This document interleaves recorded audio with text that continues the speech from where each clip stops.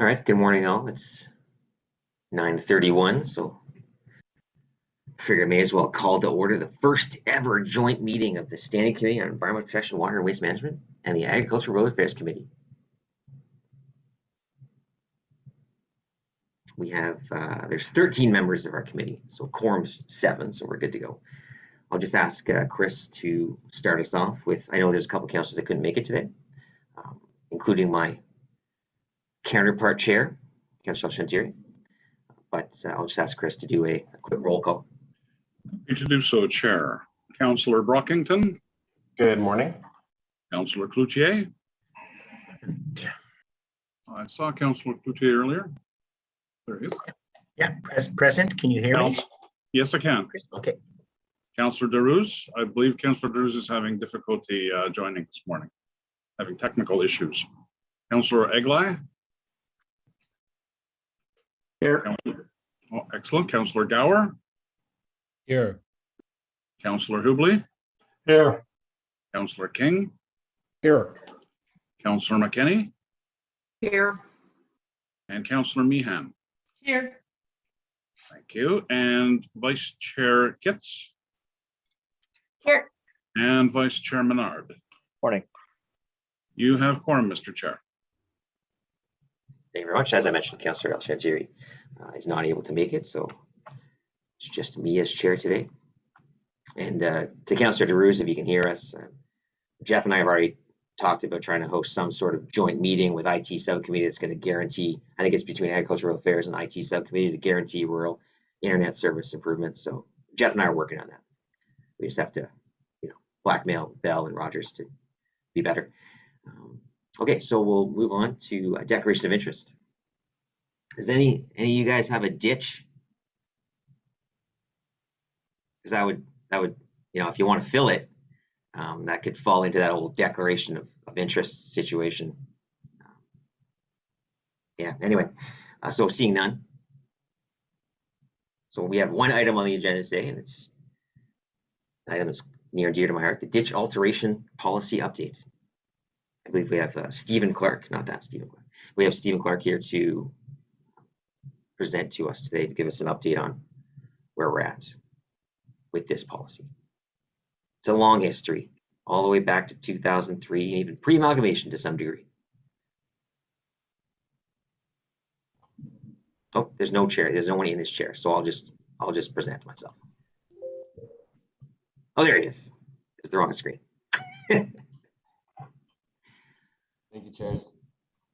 Can I put the presentation up? Thank you. Hello, good morning. My name is Stephen Clark. I'm the program manager in the Planning, Real Estate, and Economic Development Department in the Business and Technical Support Services. Before I begin, I just wanted to give a big thank you for all the time and excellent work that's been put in by the project team for the ditch alteration policy update. This project's involved multiple departments across the city and has led to an increased cooperation and communication with respect to our city ditches. Next slide, please. In October 2016, staff were directed to update the ditch alteration policy. The ditch alteration is a form of local improvement, so staff began by updating the local improvement policy. The local improvement policy was approved in November 2021. The project team then turned their full attention to updating the ditch alteration policy.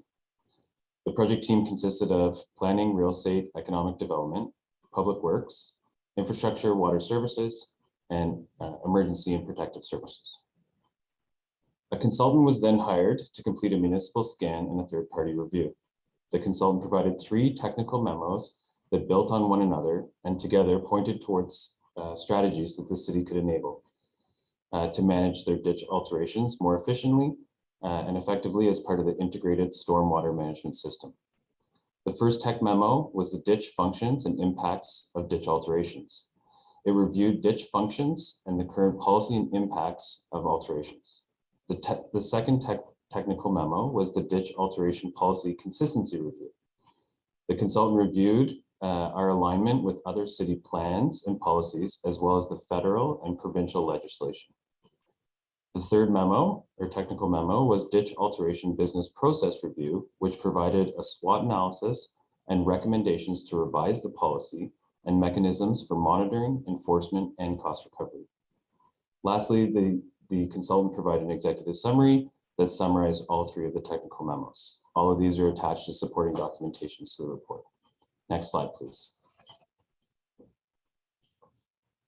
Based on federal and provincial legislation, the updates to the policy was limited. However, the city was still able to address some concerns that were heard. The updated policy allows residents to alter their ditch through two means: a local improvement application or a development agreement process. The local improvement request would follow an established process requiring financial commitment from 2/3 of the benefiting properties. For this method, the city would bear the upfront costs prior to approval and be reimbursed once complete. The development agreement would allow ditch alterations to be applied by a single entity. The upfront cost would be on the applicant prior to approval, and then the city would be obligated to manage construction activities like a developer would when building a new development. There are no additional financial impacts to the city with the proposed update to this policy. Next slide, please.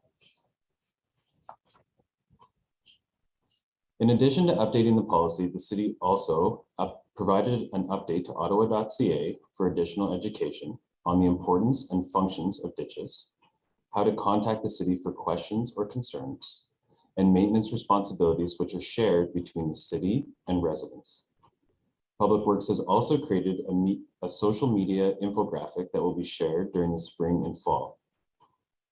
Roles and responsibilities have been further defined for all departments that deal with ditches in the city. The current city ditch maintenance and reinstatement operations are not changing due to this report.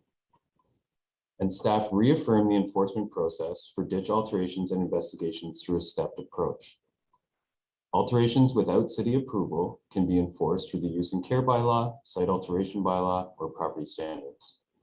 There are no changes proposed with respect to enforcement on the existing bylaws. If enforcement was to occur, the city will typically verbally discuss this with the property owner. If no action is taken, the city would then issue a verbal warning to reinstate the ditch. And if no action has been taken by the property owner, the city inspector would issue a notice of violation with the deadline for the ditch reinstatement. Ultimately, if there was still no action taken, the city would reinstate the ditch at the cost to the resident, and it would be added to their property owner's tax bill. Next slide, please.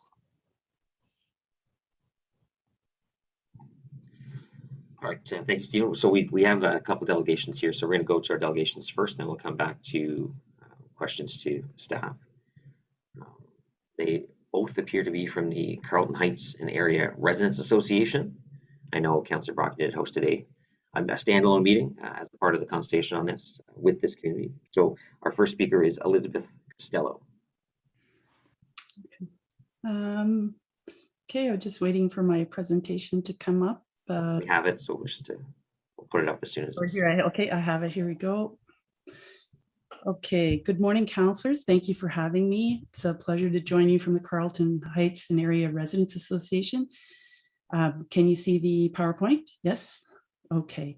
So Carleton Heights is, it's just south of the experimental farm bound by Fisher Avenue generally and the Rideau River. And we have major streams buried underneath our homes that have been found by people when they do development, and often when they excavate, they find this flowing water, and we have active sump pumps clearing basements. So water is an issue in our area. We're characterized by narrow streets with no permanent on-street parking, no sidewalks, and degrading boulevards. Bus routes have been running less frequently or canceled, and we have aging infrastructure, including ditches, culverts, and catch basins that are now reaching 72 years old. And in fact, they've had little or no maintenance, while spring thaws and heavy rain events have been more problematic over the years. So in fact, our secondary plan was based on a 2-year detailed study and to limit development based on the infrastructure capacity limits and flooding problems going way back when, and still our facilities have had little to no maintenance. We know climate change has exacerbated issues. We are getting more significant rainfall events through multiple seasons, spring thaws, and very large events can lead to sheet flooding, which introduces new risks. And with more development, there are increasingly hard surfaces that limit surface drainage. And so in fact, the original design from 1950 may not be enough, and culverts may need to be enlarged to really manage water in our areas. So if you look at ditches, culverts, and catch basins and what they should look like, here's just from New Brunswick. It's a 32-foot wide road, which is much wider, with a very established shoulder, paved and unpaved, and a gradual swale. This is not what we have. We in fact have ditches, culverts, and catch basins that are very interdependent, and it's important to remember they're interdependent for water to flow. There has to be a positive grade. It's just gravity helps the water go through. And if there isn't a positive grade, and as capacity is reduced with added sediment and soil and silt washing in and not washing out, we've got flows interrupted and drainage delayed, overflows, standing water, and urban stormwater ponds. So culverts have heaved through freeze-thaw cycles, and we've had increasingly loss of ditch function. So you can see here that flow rates have decreased with water remaining for longer durations. We've have flow routes losing integrity with the erosion and the heaving of culverts. And in fact, we've got impromptu urban stormwater ponds occurring in our neighborhood. And we've used the process proposed with this policy. We've had standing water in neighboring lots where residents have called 311. And in fact, it did nothing. And the site plan control for a new development pinned the plan for the new ditch to a shallow ditch, which would leave neighbors with standing water. When escalated, it caused more problems where city officials said construction, it would be dealt with after construction, and only through escalation was it resolved. And we can go into more detail in Q&A if you like. We're very disappointed that the policy didn't include any of our recommendations from residents and any of our concerns, because we really were engaged with multiple departments. And in fact, we think citywide requirements are part of the solution that are missing here. And in fact, it's entrenching silos. We need recommendations that require a systematic approach to measuring elevation profiles and ensuring positive grades. So we asked councillors to delay this ditch policy update to look at a systems approach that necessarily de-silos this approach and this policy and includes a solution that builds communities and not stresses them, overburdening developers, residents, and 311 with added stress and cost. Thank you for your time today. Thank you very much, Ms. Costello. We have a question for you from your councillor, Councillor Rockington. Thank you, Chair. Good morning to you, Ms. Costello. Thank you for your presentation. Excellent, as usual. I just want to ask you about some of the challenges that Cortland Park has experienced with infill developments. You alluded to this in your presentation, the challenges of what has happened to the existing ditches when infill has come in and how that's impacted the community. Can you just expand that thought, please? Yes. So what happens when, soil and sediment, shallow a ditch, and, with spring thaw, culvert, you've got the, freezing from winter and the thaw and the freeze, the thaw, the freeze, the thaw, the culvert raises. So in fact, you get a seesaw approach from interconnected ditches and culverts where water gets interrupted. It just can't seem to flow, right? So if you have one lot So we had a neighbor that had a lot next to it that had shallowed, so that this particular neighbor had standing water that was problematic, continuously problematic in his yard. In 2016, called 311, said there's a problem here. How do we resolve this? Then a developer came in for new homes to be built next door, and the planners directed the builder to set the ditch to the shallowed level, right? So in fact, the new development, driveways, ditches, culverts, all of this would have been set at the wrong level, leaving standing water in neighboring yards. So, we had to really escalate and help these residents and the infill project had to be halted so that the ditches could be restored. Then they were restored at a very dangerous level, like with very steep sides, and they had to be done again. So the process, this siloed approach to the process with this policy is not going to work. It's going to entrench silos and not encourage the collaboration and the system-wide, even community-wide approach that is costing resident time and money, developer time and money, and ultimately the city time and money. Thank you. Yep, thank you. And just a different question with your set of recommendations. So you don't think your proposal is sort of to go back and as you say, a systems approach. Can you just expand on what you're recommending today so everyone on the committee can fully understand? So we really need an approach that looks at communities, at neighborhoods. So we need departments in the city to work together, and we need communities to work with the city so that you're looking at elevations across the community, not just one lot, not just one street.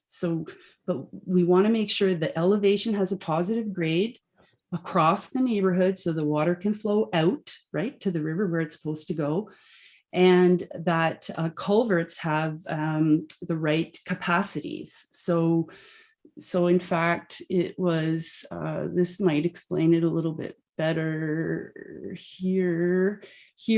We recommend that surveying ditch, road, and property elevations and measuring culvert and catch basin capacities are key to this. So we need the standards to be set, and we need it to be looked at like a system. And in fact, there's just too many departments you can see involved in making these decisions. So we need to break down the silos with this policy and begin responding to a community-based need that will end up saving everyone time and money, and particularly 311.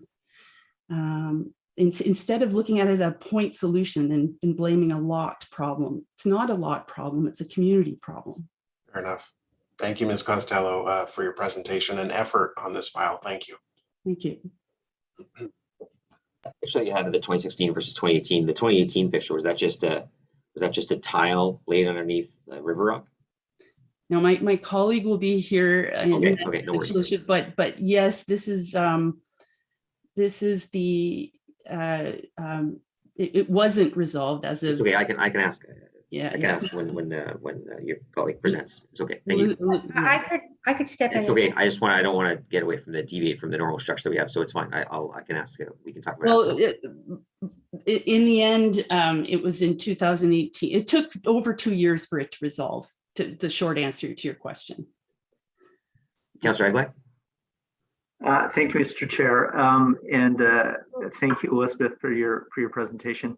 I have a number of areas that also have ditches, and just so I completely understand, what I understand you just saying is you can't fix or deal with this lot by lot, but if you're going to make change, it has to be down the whole street in order to have that connectivity that you referred to. Well, and in fact, we have engineers in the neighborhood and PhDs that work in these areas, and they say you have to go to the highest elevation in the neighborhood and survey. And the great thing is that the equipment has changed over time, and apparently the city has the GPS equipment needed. And it's, you know, for the areas that have ditches, it would be just a few days of work to do these surveys of the different elevations to know what we need and what we're working with. So yes, we need to look at it in, you know, if you think of it as a neighborhood that relies on this network, right? So, yeah. You know, and I think that's a fair comment. I've certainly seen situations in my ward where one house is addressed and then two houses down there's a problem, and you know, it just moves the problem rather than necessarily fixing the problem.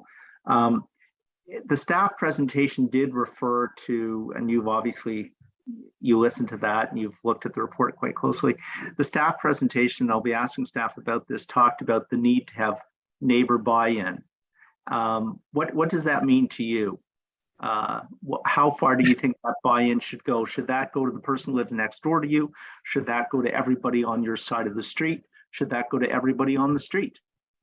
What do you think works in that regard? Well, the reality is there's been no maintenance over 72 years. So this is a problem that, you know, really it's an FTE and budget problem for maintenance that is not being addressed. So it shouldn't be dealt with for a developer shouldn't have to solve all these problems. But to answer your question directly, we need to look at the system, right? So the water flows with gravity's help down the street and around to the next street. And, you know, it's actually centering into one spot in our neighborhood. And we're actually even finding that neighboring neighborhoods are being affected and backing up into our neighborhood as well. So, you know, this isn't just, oh, a development's coming in, let's notify the neighbors. To me, that's too late. We've been identifying this problem for years now. And this isn't a lot of investment to solve a problem with data. So let's get the data on the problems with the elevations and the lack of maintenance, and let's solve this before a developer comes in and tries to, you know, patchwork one lot at a time. Yeah. Thank you for that. That's all I have for now, Mr. Chair. Thank you. Councillor Gower. Thanks, Chair. Thanks for your presentation, Elizabeth. It was well put together. I was curious, in your community, obviously you're very engaged, and there's some neighbors who have been involved in this process and the consultation who are very aware of the issues relating to ditch alteration. In general, though, in your neighborhood, how much awareness do you think there is amongst your neighbors as to what you should and should not be doing when it comes to altering your property in a way that might affect the ditches there? Well, I think we've had a very high engagement over the last 2 years. I mean, and I think what's really scary about this, and it's a bit draconian, is that, you know, people are fearful that, you know, they're going to get $100,000 fine and they're going to have their front lawns dug up and re-ditched to really steep, dangerous levels, which is what we've seen recently. We do feel the city has a responsibility to ditches that have not been maintained over 72 years. And so to have one, you know, we're really starting to talk about long-term affordability of housing, whether it's your insurance to after a flood occurs, or if it's solving a ditch with a really big expense. So, you know, we think that there's a community-based solution here that could be shared. You know, like the lead pipe replacements, you know, what if we looked at drainage from backyards to front yards and drainage through the community, and we start looking at shared solutions instead of these really big expenses that, you know, hurt developers, hurt us, hurt the city. And, you know, just overburdening enforcement is not the way to go, or leaving standing water is not the way to go either. So does that answer your question? Well, I think so. Maybe another follow-up would be, how could the city be communicating better with residents? I know there's information on the website, but do you have any other suggestions on how the city could be engaging more with your neighbors? We need to break down the silos, and we need to begin talking about solutions instead of enforcement.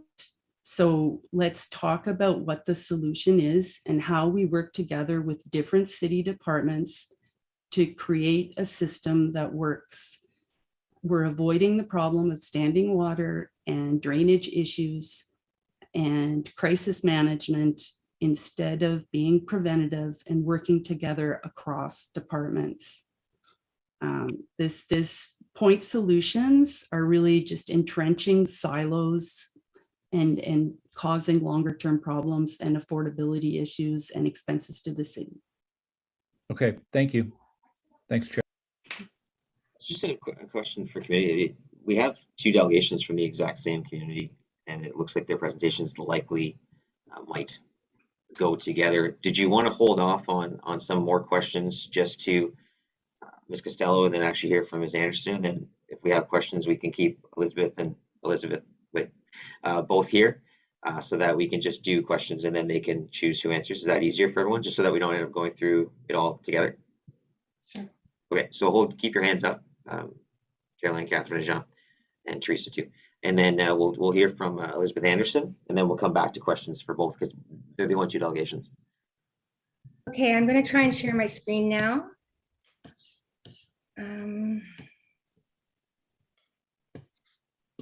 Can you see my screen? Yep. Okay, I'm going to clean this up just a little bit if you'll bear with me. All right, is everything okay? That's good. That's perfect. Okay, I'm just going to go back to the beginning. All right, I'm here to provide some different context to the things that Elizabeth Costello has already brought to your attention. So I'm also talking about Chara. I'm going to be speaking mostly to Cortlandt Park, which is these 2 little areas in yellow, which sort of straddle Prince of Wales Drive just to the south of Baseline and Heron Roads. And they are the main area where we still have ditches. Just a reminder that we're mostly here because of the new OP and its impact on our neighborhoods, many of which Elizabeth spoke to. And one of the rationales for intensification was that existing neighborhoods already have the services and infrastructure, but we don't have all those services and infrastructure that we need. We're going to be talking to the gap in stormwater management today. I'll bring forward once again the 1973 study that formed the basis of our secondary plan, where it was determined that the areas marked as LD for low density, shown in this little hand-drawn map, were inappropriate for medium to high density redevelopment because they lacked the stormwater management infrastructure to successfully support it. Fast forwarding to 2022, the sewers and ditches and so on have not been rebuilt. The city can't even find the original engineering reports, but is now claiming that the sewers no longer need rebuilding. That's an assumption. It might be valid, but it's not an evidence-based conclusion. And if that assumption is false, then we could have infrastructure that's breaking and harming our health and welfare in our neighborhoods. So focusing in on the ditch systems, of course, which is what we're here for. In Cortlandt Park, our ditches are 72 years old. City engineer told me that the lifespan of a ditch system is 70 years, and yet we're only being presented with user pay options to residents of a system that has clearly reached the end of its lifespan. And what I mean by that is loss of functionality. We have ditches that have filled in naturally, culverts that have heaved, private culverts that have heaved, public culverts that have heaved, culverts and catch basins that have been buried by slow infill into the ditches, some of which are disintegrating and at risk of catastrophic failure under our streets, and sinkholes associated with loss of positive drainage occurring along major sections of the ditch system. We've started to get some restoration work done, but only because we've made such pests of ourselves. We show up at all the meetings, we write letters, and we are getting some response, but we're really concerned because the restorations that have occurred to date have left some of our ditches both less safe and more unstable. And this is a failure, and it's starting to feel like a refusal by city officials to apply the city's own written standards for ditch safety and functioning to our ditches, which would resolve all our issues. But the claim is that these standards do not need to be applied to old ditches. This feels like a double standard that is discriminatory to our health and safety to us. So let's put some detail on this. What we feel is that the ditch alteration policy, it's actually a really good policy. We like it as far as it goes, but what concerns us is not what's in it. What concerns us is the gaps. What is missing from the systems approach that Elizabeth was trying to bring up was the need for budget, manpower, for routine ditch inspection, maintenance, and repair, the need for ditch functioning standards as to positive grade, ditch depth, culvert functioning, et cetera, to ensure that ditch function is maintained over time, and the need for ditch safety standards and safety needs to be prioritized over other considerations when deciding whether to preserve, replace, or even modify a ditch. And just to show you what happens when that doesn't happen, I'm showing a picture on the left of a before picture where we had a ditch system that had become a flood risk because the ditch was filled in and had buried a culvert. You can't see it here if you can see where I'm pointing with my cursor. The culverts running across the street here and across the street here were about to fail, which would have caused catastrophic flooding in the neighborhood. So we finally got the city to do something about it. But what they did was they replaced our flood risk with a public safety hazard. So the restored ditch is 4 feet deep. It's got a 1 to 1 degree slope. The slope starts too close to the pavement, which you can see here. And there's the beginnings of some erosion on the side of it. So it's so steep that it's also unstable. It's a rollover risk for cars and a fall risk to people. And the picture I showed you before was taken in 2021. Now in 2022, there's a little grass growing here. But what I want you to notice is that the ditch is eroding backwards towards one street and eroding sideways towards the other street. The dirt is washing into the ditch, filling it in and blocking the culvert. And this is all because the ditch was set too steep to begin with. And there's erosion, particularly back in this direction. And I'm trying to show something here. And I'm not sure if I've succeeded, but I'm standing with my pole on the ground right here. And about 3 inches away, I've stuck a second pole showing where the ground level is 3 inches away. And it's about a ½ meter down. There's a vertical drop there that is hidden by the grass. This is quite hazardous. Furthermore, this is an erosional channel that is going backwards towards the road, and it will be undercutting the road. Could be this summer if we have a big rain, could be next spring or the spring after. It's coming pretty soon. And I just want to end with a big concern.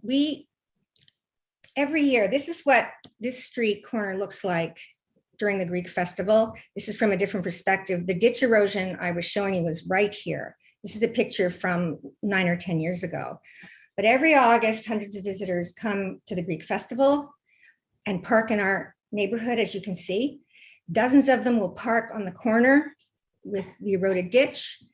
The risk of injury to those visitors exiting their cars from the passenger side is non-trivial, or trying to re-enter their cars from the passenger side is non-trivial. But when we asked about the potential liability of the city, if injury were to occur in these ditches through pedestrians falling in or a car accident, we've had T-boning accidents on this street. We're open like a sieve to major arterial roads, or through a homeowner injuring themselves trying to maintain this ditch. Would the city have any liability? I've posted at the top here. I've screen captured the comment and the answer. And the answer to a question about liability was the city encourages us to call 311. I assure you, we have had multiple calls to 311 starting at the latest last year. Nothing has been done. So I'm bringing the question forward again, and I'm going to ask again for a bit more a clear answer. And I just want to mention, I'm done with my presentation now. I was going to show you some other things. I'll just leave it up as a picture. When this question was brought forward, Charmaine suggested that this should be perhaps posed to the legal department in the city. And I wonder if that part of the ask sort of got dropped, and maybe someone in bylaw answered this question. So I'm going to ask that maybe you actually send this to the legal department with enough background and enough about our concerns about regulatory gaps, standards and safety gaps to have a clearer and more fulsome answer.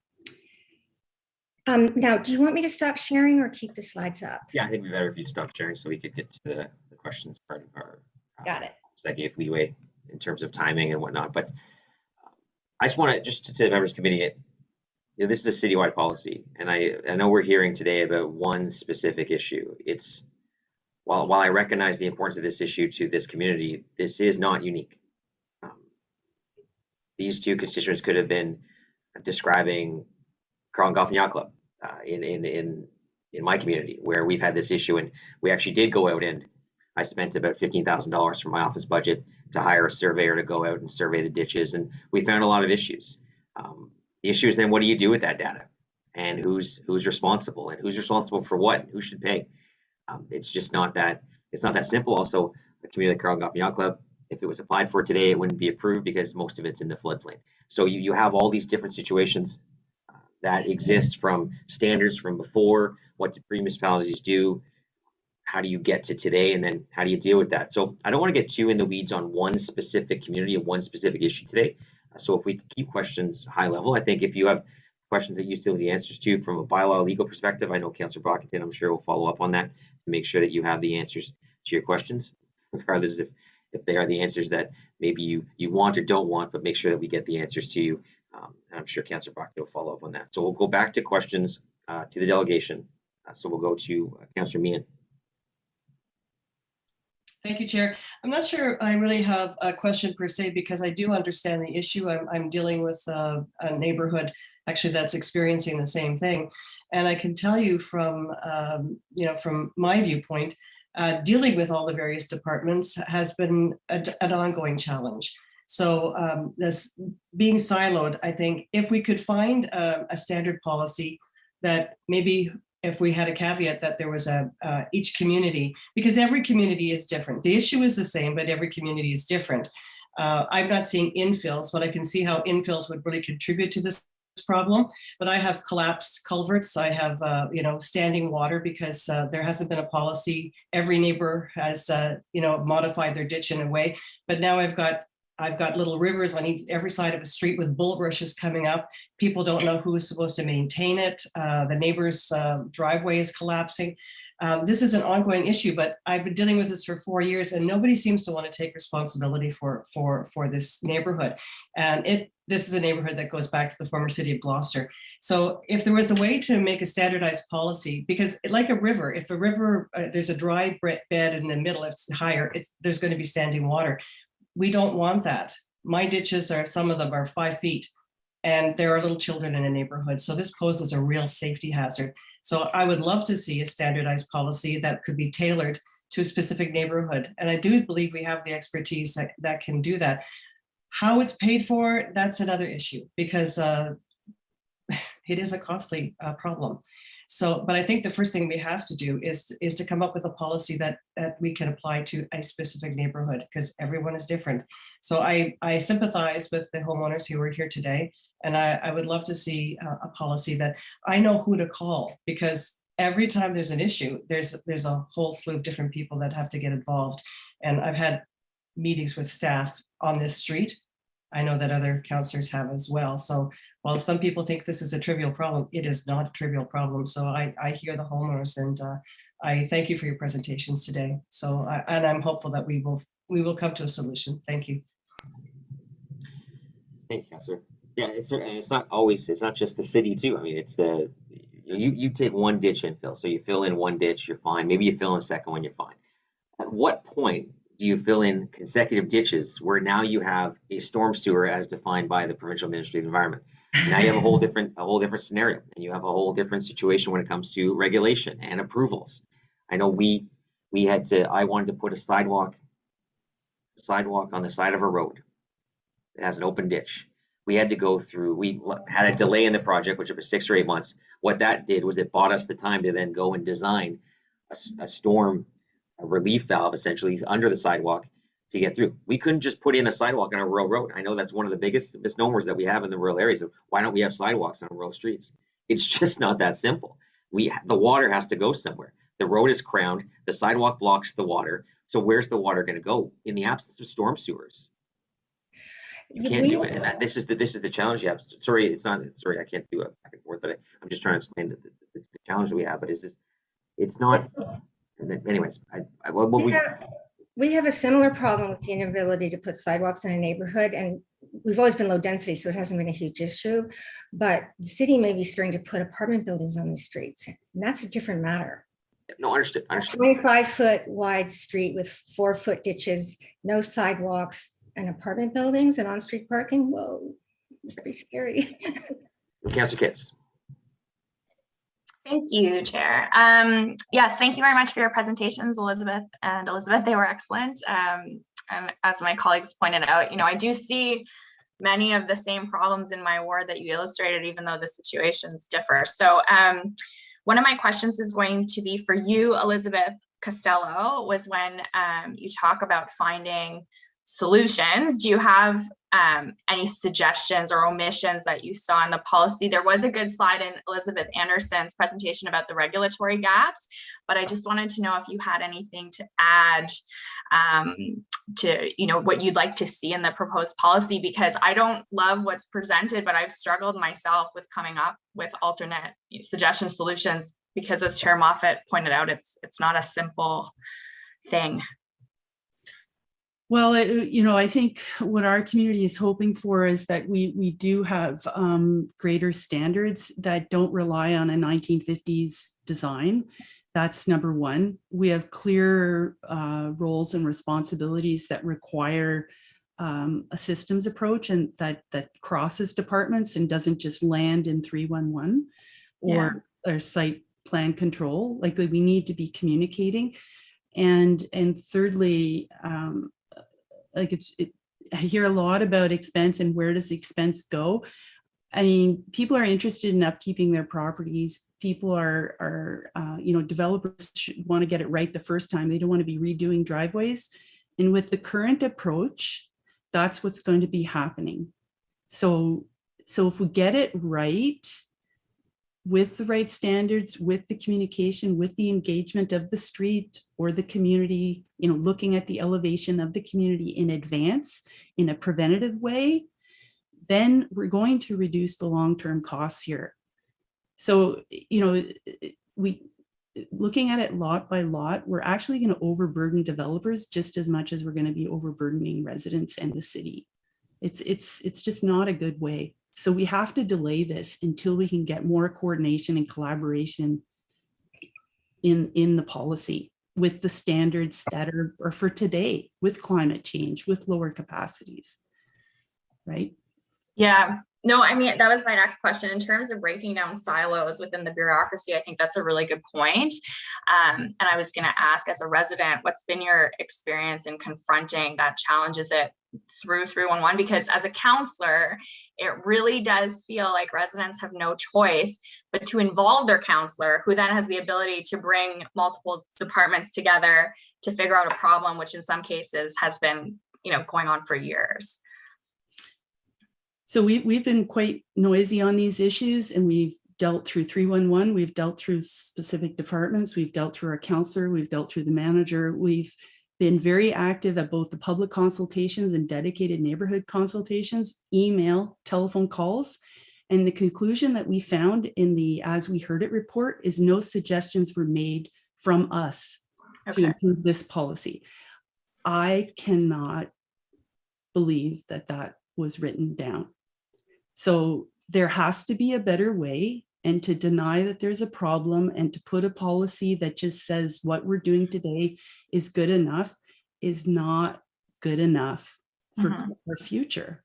It's not good enough for the residents of Ottawa or, the people that build, whoever they may be. So this is just not good enough. We have to ask more of our staff to create a policy that will help. Okay, that was going to be my last question was, did you participate in any of the consultation opportunities and how did you feel your feedback was incorporated? But you've just answered that. So thank you, Chair. Thank you. Councillor Cloutier. Thank you, Chair, and thank you very much, Ms. Costello, Ms. Anderson. I appreciated it very much. And as the Chair said, the pictures you showed, the comments you've given could be everywhere. Those pictures, they could come from Alta Vista Ward. You've summarized, you've explained it well, and I appreciate it. It's the maintenance, it's the policy. You've touched on both private and private properties and public roads. And I was thinking, as you showed the road where the festival is, Linda Lane, adjacent to, on the east side of Linda Lane, adjacent close to the Ottawa Hospital complex. Large drop, and for passengers who might not be familiar with the area, getting out of the car, the passenger side, it can be tricky. You've touched a lot on developers when there's a development, a change, but also with respect to the community like yours in my community, approximately 65, 70 years old, and that infrastructure is getting old. My one specific question for you, and I think it relates to the entire city. I think it was Ms. Costello who mentioned water from the backyards, moving it to the front yards.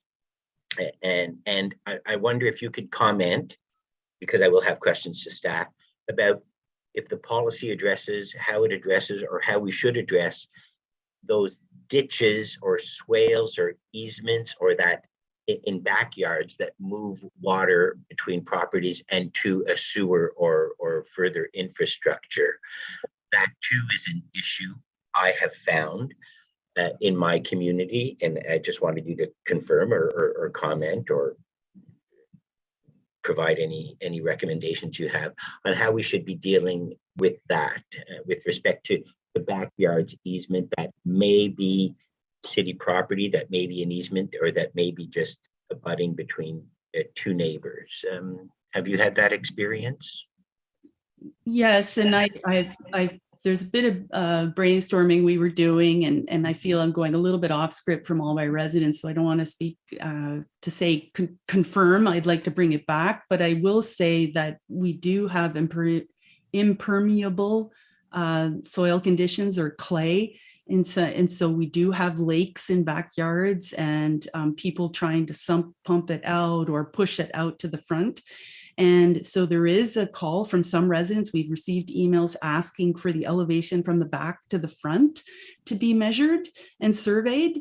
And, we couldn't help but think about some of your past programs for, lead pipe replacements. Perhaps there could be a program where we could start activating improvements with participation on a volunteer basis. But I'm going off script from my residents. I know the residents have raised the issues and would like the surveys done. And, again, ongoing collaboration is needed. I wouldn't want to speak on the exact solution, but I think there's a potential there. And so I hopefully that gives you some encouragement and hope. Thank you. So just one follow-up. Have you found that with the lack of some maintenance on a property, it impacts the adjacent properties, the neighborhood properties? Of course. Anytime there's interruptions and ponds, impromptu ponds and standing water, it impacts neighboring properties. If upstream, water flows with gravity's help in these systems, and if you're interrupting that grade, and getting pools, neighbors are affected. It's just it's interconnected, interdependent. Yeah. I appreciate that you both took the time to present today. Thank you. Thank you, Chair. Thank you, Councillor Cloutier, and Councillor Cavanaugh. Thank you very much, Chair, and thank you to Ms. Costello and Ms. Anderson for coming out today and giving us your time.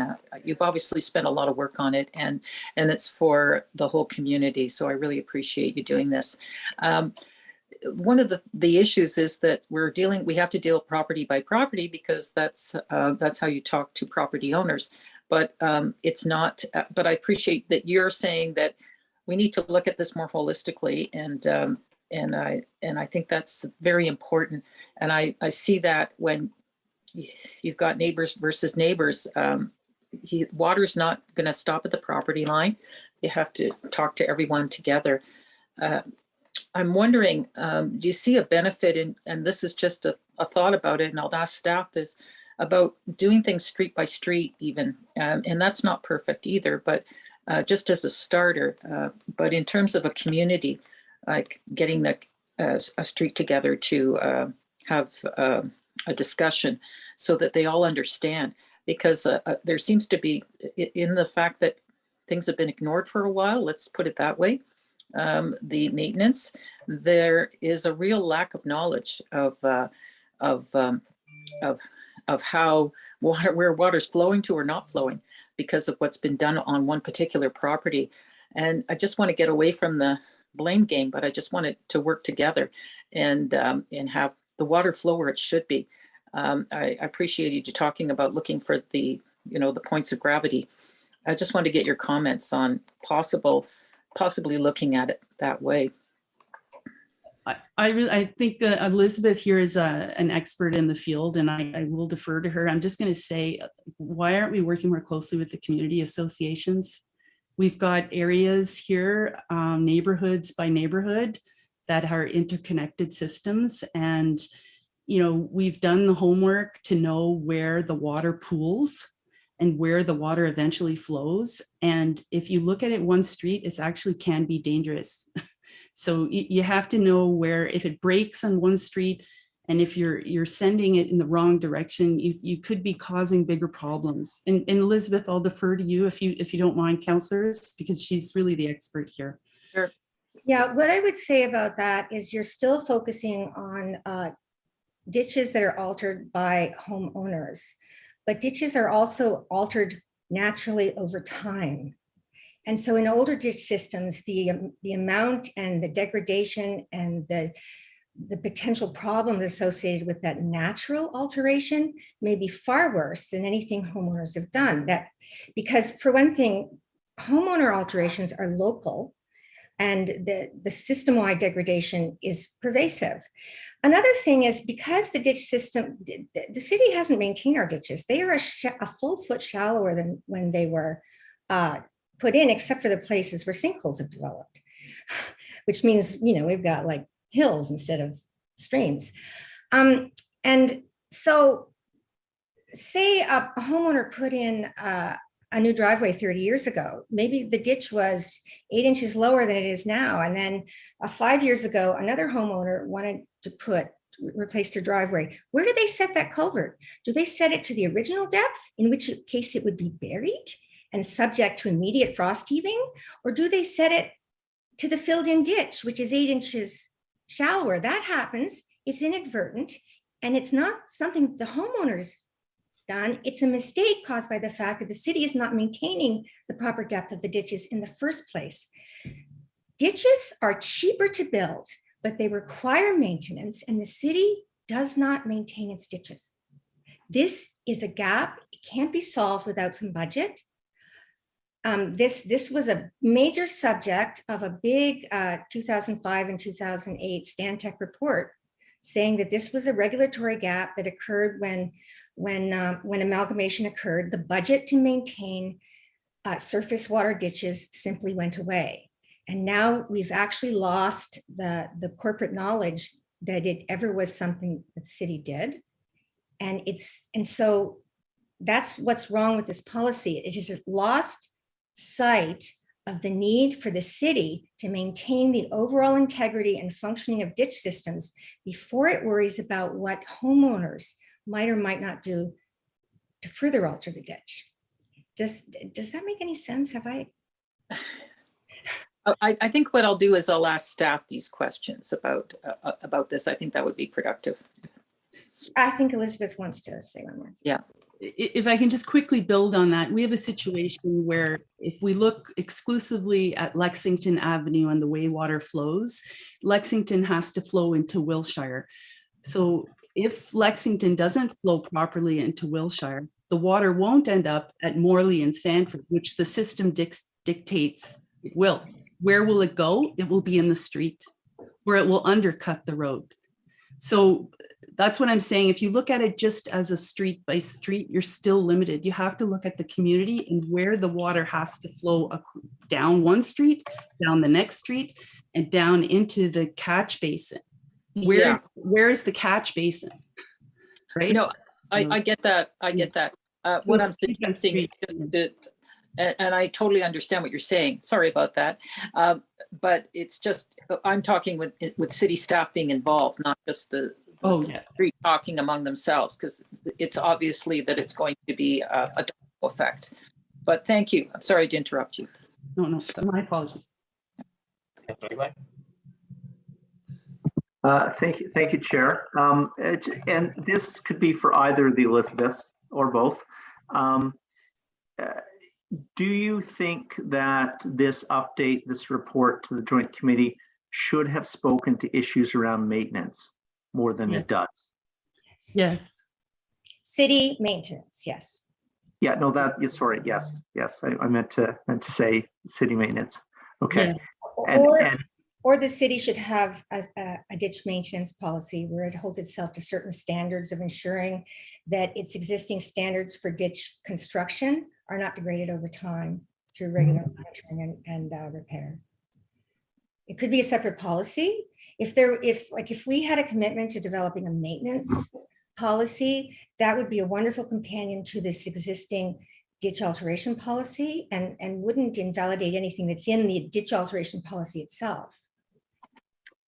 And is it your sense that some of these alterations are not necessarily happening for aesthetic reasons, but because there's been lack of maintenance over the years and people are just looking for a different way to deal with the water?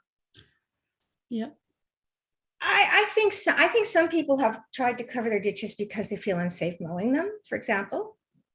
And they've some people have altered their ditches and they've put big pipes and they've got clean outs on both ends and there's never any issues. I don't know whether this was legal, but if there's no issues, then it's great. And it's also safer for the homeowner to maintain. And so maintenance will be better. If it's safer, homeowners are going to do a better job of maintaining. We have a lot of ditches that simply aren't maintained because you're risking life and limb to try and do it. And yeah, no, I hear similar things in my area. So thank you for that. There's also been a lot of transfer of ownership too, right? So 7 years. That won't change. I mean, that won't change. That'll keep happening. So quick question for you, because we do have a local improvement policy. Have you explored that policy for your community? Why is privatization the answer? Right? Well, because why should everyone have to pay for problems that are specific to certain communities? That's why we have local improvements. So we do that when it's the same thing. So you don't have to put your both hands up. I got you. I can see you. Without maintenance. But if you could just let me. Sure. So you have a general issue that maybe isn't solved by maintenance because you're asking about, you want them maintained, but you don't want them too steep. So, and it's possible that the original grade that they were at is not the right grade. So you need to look at that holistically in the entire community. But why should a taxpayer in a condo building on Wellington pay for that? Or why should someone in Vernon, Ontario pay for that? Again, I can see you, Elizabeth. I don't need you both hands up. I will let you speak. I'm not really asking a question, but it's just when water service was brought to Manotick, the village of Manotick paid for it through a local improvement. It was a benefit to the community, to the local community. That's why Manotick paid for it. So they didn't burden the rest of taxpayers of the city of Ottawa to bring them water service. Did they need it? Some did, some didn't. Some people just wanted to switch off from wells to a more reliable, something they don't have to worry about every so often. Same with septic systems and sewers and making that switch. That's a local improvement, and that's why we have that policy. You can go look at other policies. It goes back to the 1980s. At Kemp Park, same thing. They brought in water years ago, and it was paid for by the residents in Kemp Park. So I think if you want a solution, the question seems to be, you possibly have an avenue for a solution, but you don't like the mechanism in which you'd have to pay something for it. No. Okay. Can I Elizabeth, you had your hand up multiple times, so go ahead. You can respond to that. Yes. So open water ditches are our stormwater management system. Other communities have hard sewer systems. Their lifespan is 100 years. Our lifespan of ours is 70, because that's what I've been told by the city engineers. So our system has reached the end of its lifespan. Now, if you looked at a neighborhood with 100-year-old sewers and they needed replacing, would you require the users to pay? Well, it depends on how I got paid for in the first place. But if it was once it's paid for in the first place by, let's say, if it's a brand new development, those costs are, so a brand new community right now can do fill in their ditches because you've engineered it from the start. It's the development that pays for it, and it's development charges through that, and it's the fees of the homes that actually pay for that work in the first place. Now, once the city takes it on, the city pays for it. But I'm having a difficult time understanding exactly what you are looking for in this community. And again, it's probably not the greatest conversation to have in a committee where we're supposed to be talking about citywide things, and we're just honing down to one specific issue in one specific community, because I think it's going to cloud the issue elsewhere. But do you want a community-wide storm sewer, or do you just want your ditches maintained? Because the two things are very different when it comes to this committee, and we're really here to talk about one. We're not here to talk about ditch maintenance. We need to have our system renovated because it's reached the end of its lifespan. Our understanding is that if this were hard infrastructure, we would not be presented solely with user pay options, that it would be paid for out of the sewer budget or something. Not if you're shifting from one to another. If you're just talking about maintaining your ditches and going in with a grade all and cleaning out ditches, which happens in the rural area all the time, so I'm not sure why it doesn't happen in your community. I'm talking about doing whatever is required at the end of this life of this ditch system to ensure that they are renovated while remaining their functionality and ensuring our safety, whether that involves it doesn't necessarily involve sewer systems. There's no case, I don't think there's any case to be made that anyone needs to come in and rip up our streets and give us a community-wide system of sewers. It's not necessary, but there are places here where it's unsafe and dysfunctional. And I think it's up to the city to decide what investments need to be made to ensure that when they're renovated, by whatever means, ensure the functionality and preserve our safety, are necessary in an urbanizing environment at the end of the lifespan of the system. Okay, so in my opinion, that's not a ditch alteration policy issue. That's an overall issue that you have. That's why we talk to regulatory gaps. We feel there are gaps that cannot be addressed by this ditch alteration policy, but do require consideration. And I think Elizabeth might have something else to say. Well, no, I don't want to keep on going. I mean, because I think we're veering off topic because ultimately your issue, in my estimation, is not a ditch alteration policy issue. You're upset about your issue and you're concerned that it's not being covered in this, but I don't fully agree that based on the outcome that you want, it falls under ditch alteration policy. I'm going to go to Councillor Brockington. It's not a debate, so I'm going to go to Councillor Brockington. Chair, I was just going to intervene and say a number of colleagues have questions for staff. I have questions for staff.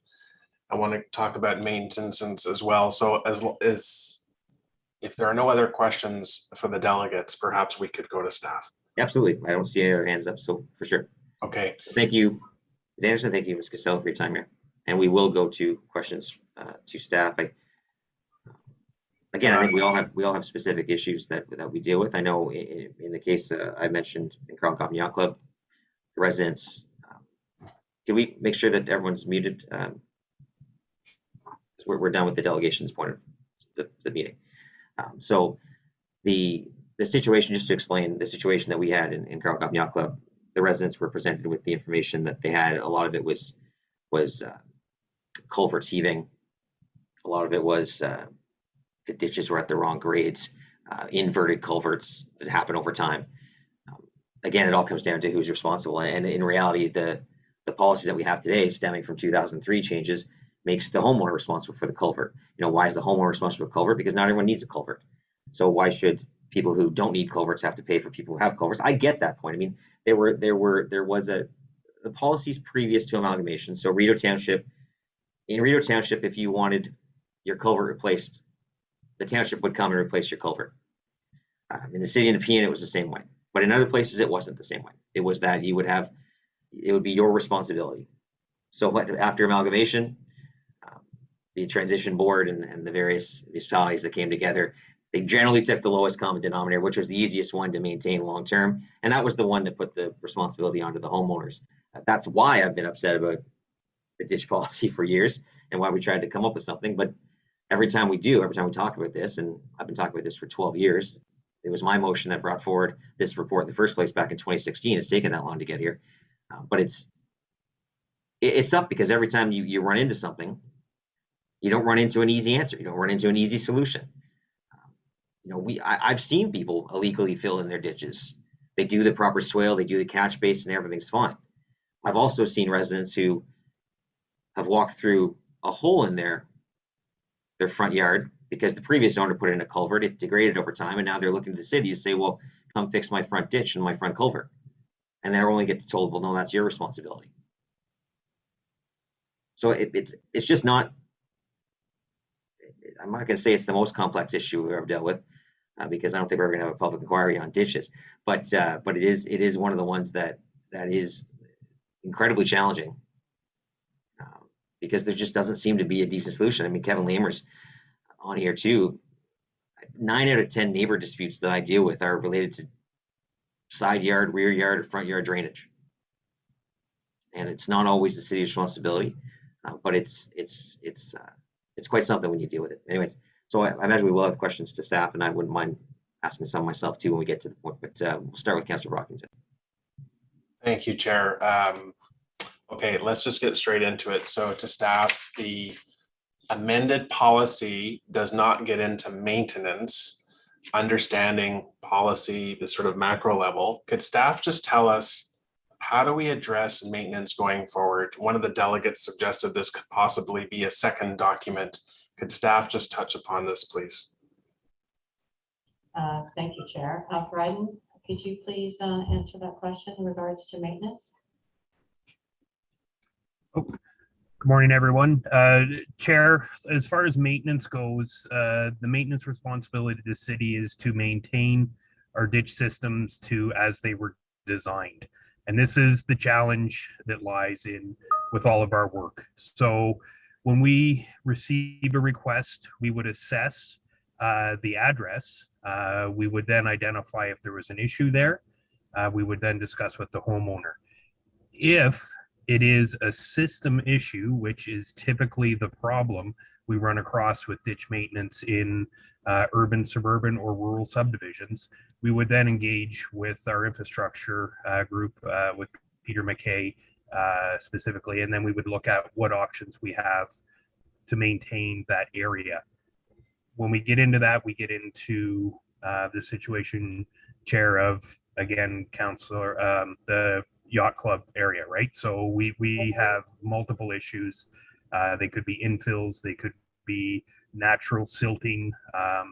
In the diagram that was provided by the Elizabeths there, the picture of the replaced culvert. So a replaced crossroad culvert, we have to try and fit into the existing conditions so it actually functions properly versus making an issue. So I will say for maintenance, it's not always an individual road's response. It is a larger response from multiple groups to try and resolve a larger issue for the most of the time.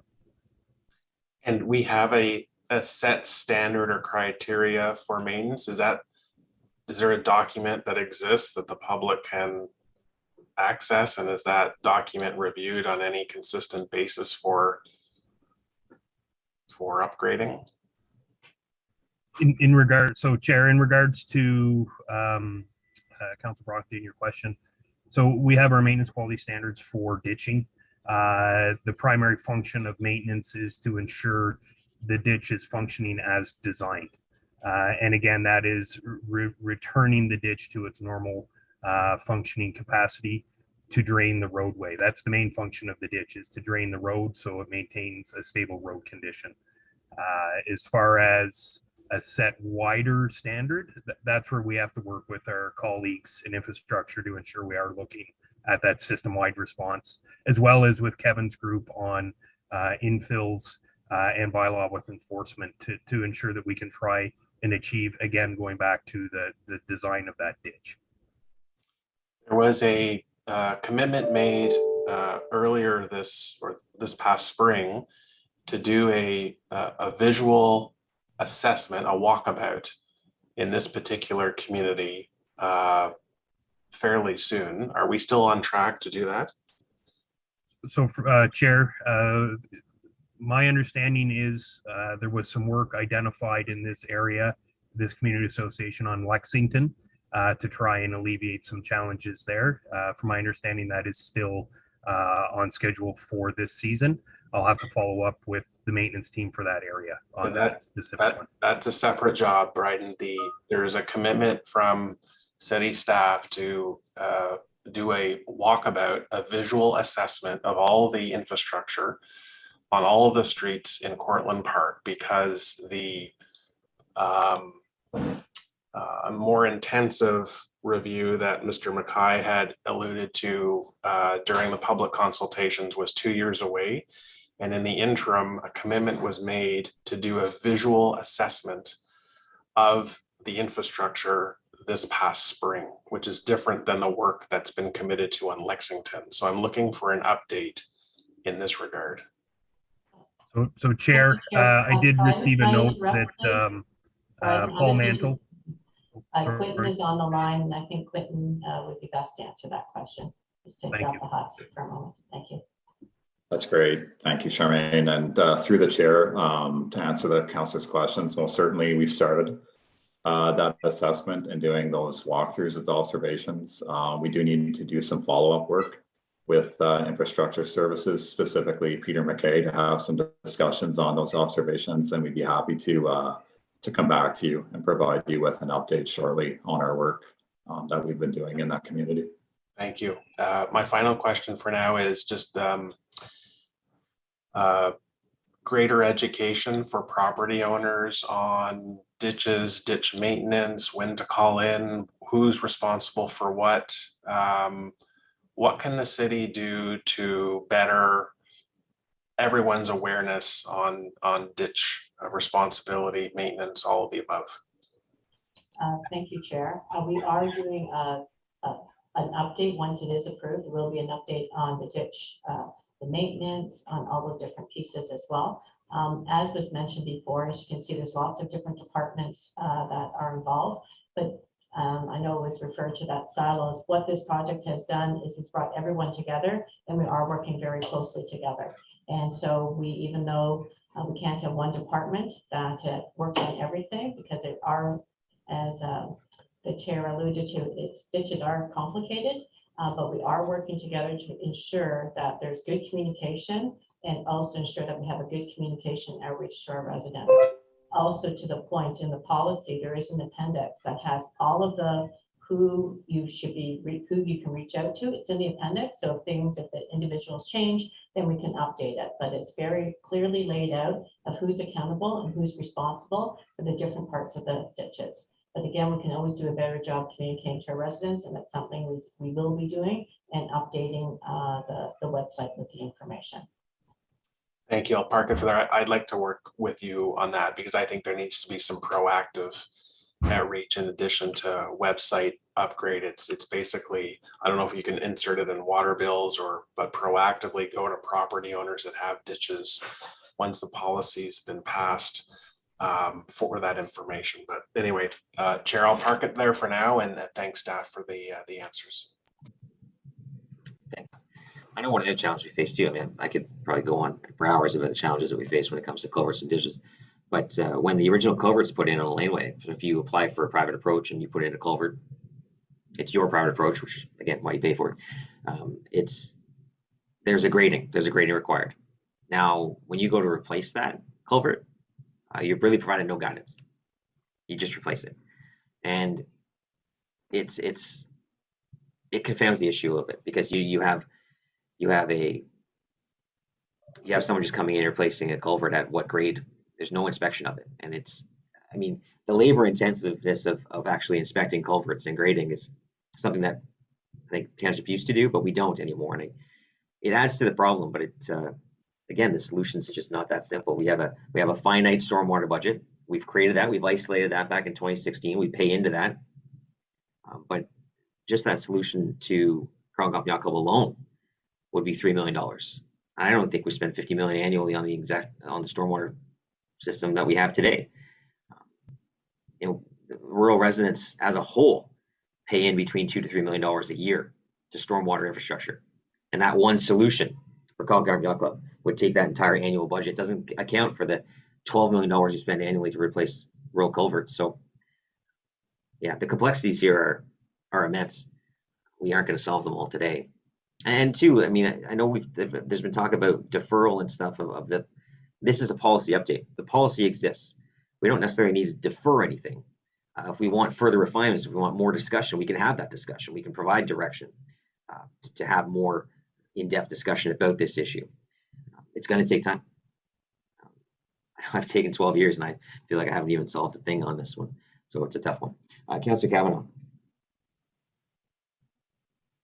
Thank you, Chair, and thank you, staff, for preparing all this work. I think it's important that the conversation has started because I remember in 2018, I heard a lot going door to door about ditches and concerns, and I was ill-prepared on how to answer residents at that time, but I've learned a lot since then about them, and the fact that we're raising the issue is really important. First of all, they're very environmentally sound, when you compare it to putting in a stormwater sewer system. So it's worth maintaining them. And but there is a big education gap. As Councillor Brockington mentioned, we do need more education on this. I found it for myself. My concern is that even if we get to the standards we want, dealing property by property is kind of divisive sometimes, and it puts neighbors against neighbors as well. And I'm concerned about that. But also, it does need to be looked at holistically. And I'm wondering if you're willing to look at it. I suggested streets, but I was just sort of, really, I should have said neighborhood. I've got like whole neighborhoods where the ditches are a factor. There's at least 3 of them in my ward. One is very significant, that's Lakeview, but there's 2 others that still have ditches, and they're right in a inner urban area, which we don't think of as a ditch place, but they're there. So I just need that ability to have a meeting with everyone in that neighborhood, maybe flyer it so they can work together on what needs to be done, because there's so much. The responses in terms of the questions and answers that came in were very helpful, because these are typical questions I hear, and I appreciate getting those answers. But my other concern is staffing, because we're talking about not just this year, but every year. Who's going to make sure that it's still going well? It only takes a couple of years for things to get out of whack if somebody doesn't keep up their end, because it could just be, for not trying or not knowing. So how do we get past that? Because it says no financial implications, and I just can't see that. I think we have to spend money on not just maintaining, but I mean to monitoring. So how do we continue to monitor to make sure these systems work well? Thank you, Chair. I'm going to ask Peter McKay from Asset Management to answer that about the area studies that occur. Peter?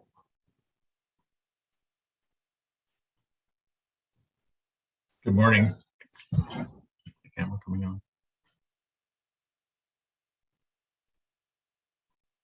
Good morning, Chair.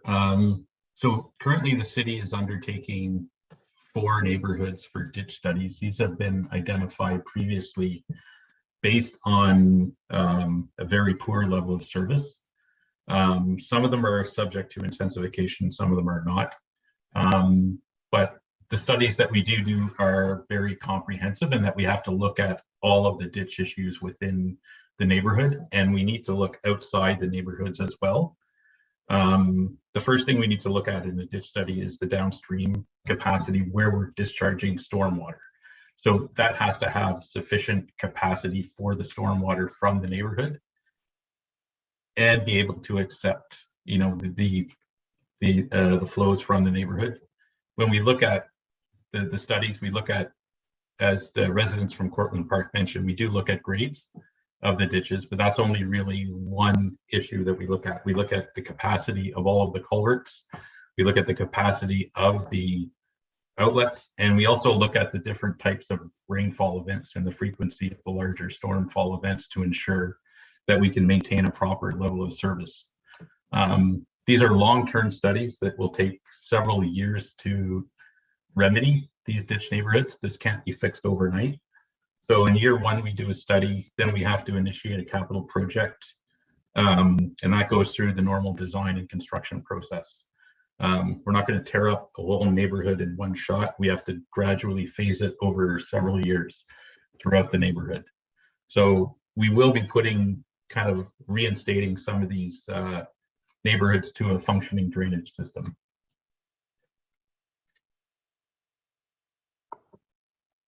Thank you.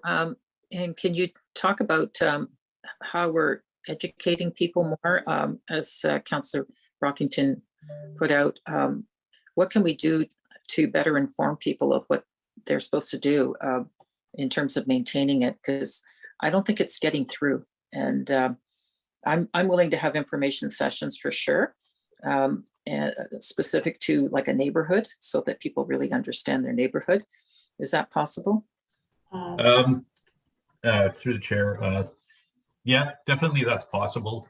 For the neighborhoods that we are undertaking studies, we are planning a public consultation process through to advise them of what our findings are, to solicit feedback from the residents to see what the issues are, and provide guidance to residents about, you know, what can be done to properly maintain these systems going forward.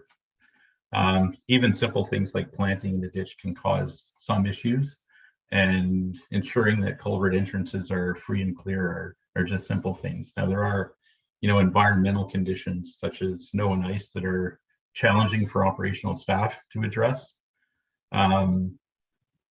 So, you know, these things we can certainly advise residents on.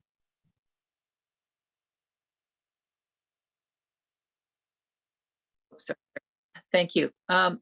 Yeah, no, I think it would be good to have sort of a sheet of do's and don'ts, perhaps, or something along that line, just on basics of ditches, because there's so much that can be done. Like you said, they're fairly straightforward, but most people are not aware that I can give to communities, just one sheet, if that's possible. Could that be done? A communication on just do's and don'ts? Yes, thank you, Chair. Actually, we have that, and I'm going to ensure that it's sent to you right after I get off this call. Okay, all right. Thank you. Thank you, Councillor Kavanaugh. I've been asked to chair for a moment. I'm not sure if my list is correct, but next up, Councillor Cmté. Thank you, Vice Chair, and thank you all for the presentation. Altus has a lot of ditches and culverts, and many in need of repair because our community is 70 years old. And let me say, Peter McKay, thank you, and you and your colleagues who have assisted me over the past 8 years in addressing some of these issues. The policy talks about wanting the city to meet its obligations to property owners to prevent unauthorized ditch alterations while protecting city infrastructure. That's what it says. And Bryden said, with respect to maintenance, the city is obligated to maintain the system to function as it was designed. And so, but we also hear that it's up to the property owner to maintain the ditches. And we know there is a lack of transfer of ownership is an issue, lack of economic ability to maintain the ditch. lack of elderly persons who might not be able to maintain the ditch, lack of understanding how it impacts neighbors or the system as a whole. And so thank you, Charmaine and Councillor Kavanaugh, the do's and don'ts. But we know that it won't reach everyone. All of our comms and our outreach doesn't reach everyone. And even there are some property owners who fill in the ditch to increase the perceived size of their property. Might be safety, but sometimes it's aesthetics. And it's not their problem because it just impacts. So, and then there's the culvert under the driveway that is collapsed or that is blocked, and the water doesn't flow, and it needs to be dug up. Councillor Eglai asked, I think Councillor Eglai asked about money, and Chair Moffat talked about $50 million to maintain the sewers. My first question to staff is, sewers and ditches do the same job. They move water too, so that we can deal with water systematically and properly. Does the city pay about $50 million a year to maintain the sewers in this city? Per year? Thank you, Chair. Clinton, could you please answer that question?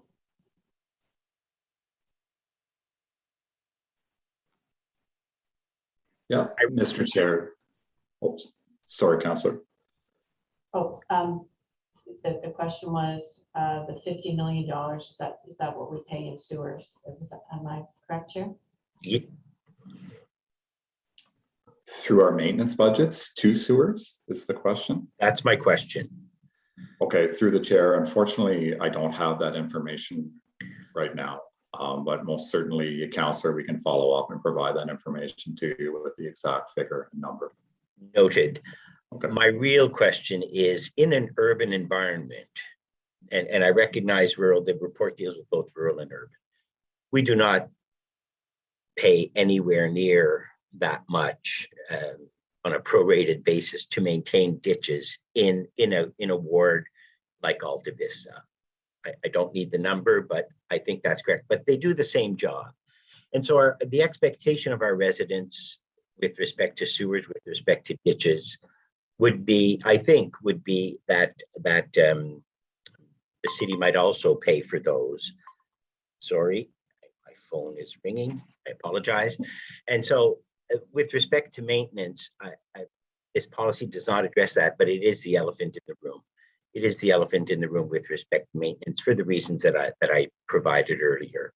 So my question is, how does this policy in any way streamline the process and empower residents to alert the city to assess and determine the next steps for remediating ditches which have eroded, or for a variety of reasons that I've enumerated, have eroded or aren't functioning as they are intended to? Would you be best to answer that question about maintenance? Yeah, most certainly through the chair. From the maintenance perspective, I mean, we have our maintenance quality standards, which we follow and adhere to. For those larger communities or areas where there are kind of more significant issues, we do partner with our colleagues in infrastructure services to undertake those condition assessments to determine what is the best approach with regards to addressing the overarching maintenance issues that may exist within a community. So it really depends on the situation and the issues at hand, Councillor, as to the approach that we take. But most certainly, if it's broader or expands across kind of multiple properties, or it affects the larger conveyance system of the stormwater, we would engage our partners in infrastructure services to address the situation and undertake a review. Got it. And we need to be very clear to residents with ditches and culverts at not on their property, it's on city property, but adjacent to their property, at their property lines, what the expectations are of them. Are residents required to cover the costs of reinstating, repairing those ditches and culverts that are adjacent to their property lines?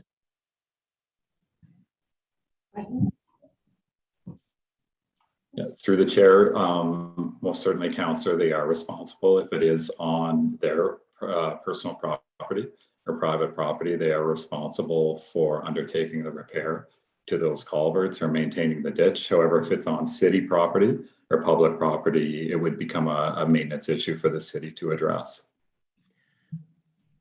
But even if a ditch or culvert is not on their property because of city right of way, residents are expected to maintain those ditches. Is that not correct?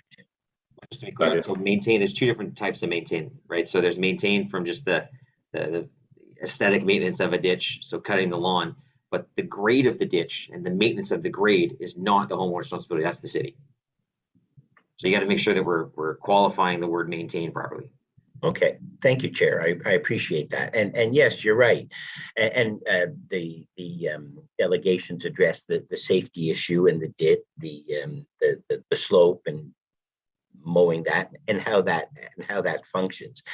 And so there is the issue of the long-term cost, the long-term liability and cost to the city of an improperly maintained ditch or culvert. And as that maintenance might not be done properly as defined by the chair, and thank you for that, it is operating less well. And so another question I have is, can a neighbor and an improperly functioning ditch impacts the others, adjacent neighbors, adjacent properties? Can a neighbor get a service request for a ditch for a property that is adjacent to their homes? And let me go to my real question, my subsequent question. And what will bylaw do with that? Will bylaw issue an order to that property owner to maintain the ditch at a certain standard? Thank you, Chair. I'm going to ask my colleague, Kevin Lamer. Would you please answer that question? Thank you, Kevin. Thank you, Charmaine. Sorry, you did say Kevin, right? Sorry, I missed that. Okay. Thank you, Councillor, through the chair. Absolutely. And I was just going to add to this that we have updated our knowledge-based article for 311 about a lot of these common questions we've been getting, because people do get sometimes frustrated calling 311 and which group it's being delivered to. So provided we have the information we need, we've tried to clean up that process so that we assess the complaint based on what the complaint is when it comes in. So for example, if it comes in and it's in accordance with this policy, if it's, an alteration, meaning somebody is putting in a pipe or just filling it in, absolutely that will be, indicated to our team and the inspection team, and we'll work with bylaw to get those resolved. If it's strictly a maintenance type, as what the presenters were talking about earlier, where there's standing water or the water's ponding and it doesn't seem to be outletting or draining, then we would work with Quinton's team. Basically, it would be usually dispatched to road operations. They would do that review and assessment to try and determine what the problem is. Is it because somebody isn't cutting their grass? Is it because, to Councillor Moffat's point, has somebody, is the grading itself not working where there's a high point and all the water is just ponding and it's actually not going down the downstream culvert? Or is it 3 lots over? Because something's happened at 3 lots over. So depending on that, the findings of that, usually it's our road maintenance team that would go out and correct me if I'm wrong, Biden, but they would look to see what that particular issue is and then follow up with the appropriate team. If it's somebody that did do, it's a bylaw issue, property standards, for example. If it's somebody that did a illegal ditch infill, that would come to our inspection and we would work with bylaw to get that resolved. Or for example, if it's a larger network issue, that's where we'd reach out to our colleagues in asset management to see, okay, now we need to look at this because there might be a larger problem here that seems to be happening in the network. Does that answer your question, Councillor? It does. Okay. It does. It is the simple, and this is my final question comment. If someone, elderly persons, not able to do maintenance for whatever reason, steepness of the slope, accessibility, age, economics, how will we be able to ensure that their property is maintained, the ditch in front of their property is maintained to the standard we're asking of them for the benefit of the entire community? Because it just reaches out and it impacts the other neighbors. And very often as councillors, I don't know if my colleagues, it's their experience, we get those calls. You know, my neighbor is not maintaining the ditch and it's impacting my property, and what can you do about it? That's the reality of the close community we live in, and how the system is interrelated, and the water has to go somewhere. So thank you. I appreciate the answers to the question. This policy does not address that issue, the maintenance issue. I recognize it doesn't. It is something that this city will have to deal with. Thank you. There's one thing I've learned in 12 years, that there's nothing simple about drainage. Simple. And there are no simple answers to drainage. Councillor Egli.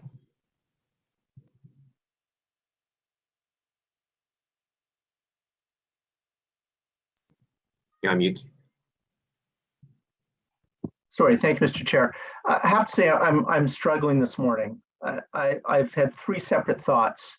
One, to dissent on the report. Two, to defer the report for more information. Three, to provide some sort of direction to staff so we have more context before we vote on it in full at council. You know, Councillor Cloutier referred to it as the elephant in the room. I'm having a very difficult time looking at this issue in a vacuum. I can't help but feel that if there was a better understanding of the maintenance program, a better enforcement of the maintenance program, more regular maintenance just writ large, that there would be less issues around alterations. There would be less complaints to councillors' offices. There would be less complaints to 311. So I really struggle with dealing with one but not with the other, though I understand what the report speaks to. But because of what the report does speak to, I don't think it actually addresses the problem, at least not addresses it in its entirety. So what I'm wondering is staff able between now and when we do vote on this in council, provide some sort of a memo to all of council that speaks to the existing maintenance program? One would talk about what the scope and maintenance, scope and nature of our maintenance program is, because I am cognizant of what the chair said, that, you know, the mowing of it, for example, is the person whose property it's on or adjacent to, but the pitch or the depth is something else. If we could have clarity on that division of work, if you will, if we could have clarity on what the total budget is for ditch maintenance for the city, and the amount of departments and or employees engaged on a yearly basis in ditch maintenance, I think that would be helpful. If I can get that commitment from staff, I'm prepared to support this report today, based on the work that's been put in, with the proviso that I may change my mind between now and council, depending on what's set out in that memo that I'm asking for. But I think that memo would be very helpful, not only for the people sitting in this meeting, but all of council who are voting on this, because I think the public struggles with the distinction between maintenance and replacement. And again, I think there's a causal connection between the level and type of maintenance and the need for connection or repair to it. So is that something staff feels comfortable to be able to provide between now and when we vote on this at council? Thank you, Chair. I'm going to ask Quentin. Thank you, Charmaine. Through the chair, most certainly that's something we can undertake, is to respond to and answer those questions, Councillor, with regards to our maintenance quality standards, the works that's performed, with regards to maintenance, the budget that's allocated to that, and the number of staff that do work on ditch maintenance throughout the year. That's most certainly something we can undertake and provide. And I think, Quentin, if I can just be a bit more granular, just for the public's sake as well, if there could be a good short explanation as to what the city means by maintenance in terms of their jurisdiction, if you will, and what falls into the property owner's jurisdiction, I think that would be also helpful. So again, if you have sufficient direction to go ahead and provide that, then I'm prepared to support this morning. But again, I may change my mind depending on what we see, or I know Councillor Brockton is looking at maybe moving some sort of amendment or having some further discussion when it does come to council. So I'll be interested to see what he comes up with in that regard as well. But I'll just leave it there for now. But I just think that it's very difficult to separate the two in determining how we proceed with this. Thank you. Thank you. We should have done one of those, a never before tried triple joint meeting and brought in Transportation Committee because all those issues, right? So the road maintenance is the one that deals with ditch maintenance. So the same group that's out there dealing with your sidewalks and your roads and plowing your roads, that's the one that deals with the regular maintenance of the ditches. So that's all under Transportation Committee. Councillor Meehan. Thank you. I can't help but feel, I mean, we have so many questions and there's so much confusion about this because we haven't got a really straightforward policy on this. I mean, we have a policy, but nobody seems to understand exactly who's responsible for parts of the policy. So I'm just wondering, number one, I'm going to drill down to as basic as it can possibly be. Does the city have a schedule to inspect? Like, first of all, do we have, we have identified all the communities in the city that have ditches and have issues with their ditches, number one. Do we have that? Thank you, Chair. First point is that as I mentioned before, that there is in the appendix of the policy of everyone, so all the different pieces and all the that's the first piece. And the next piece in regards to, I'm going to ask Peter, do we have a list of all the communities of when their ditches are for the maintenance piece and the renewal? Peter?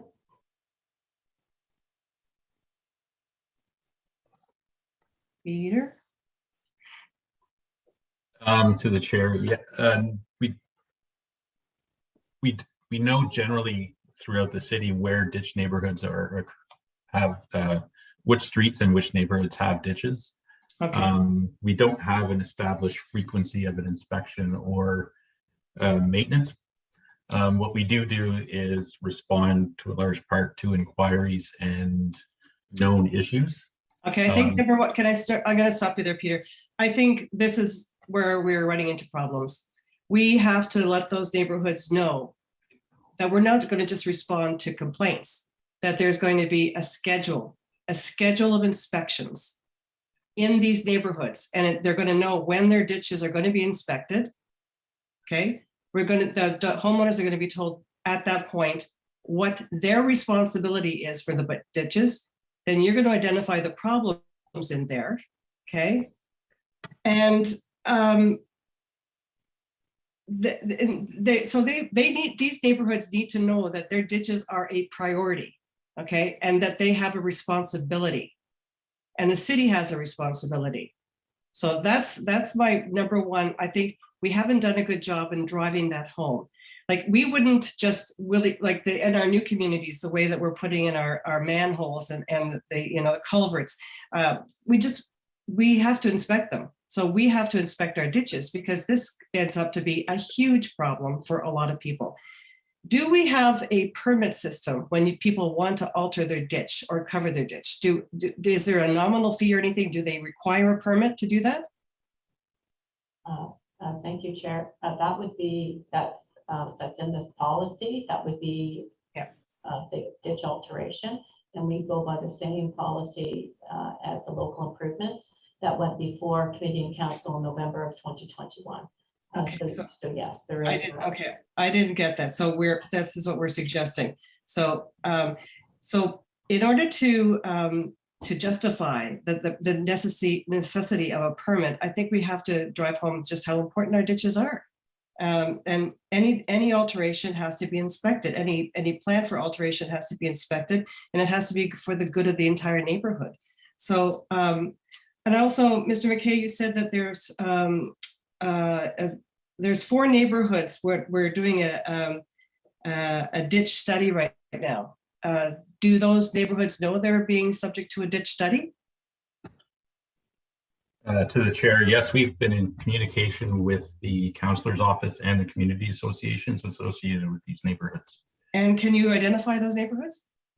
We're doing to the chair, we've done studies in Richmond and Munster. We're doing one in Lakeview Park, one in City View, and some of the ditch streets in Westboro. Okay.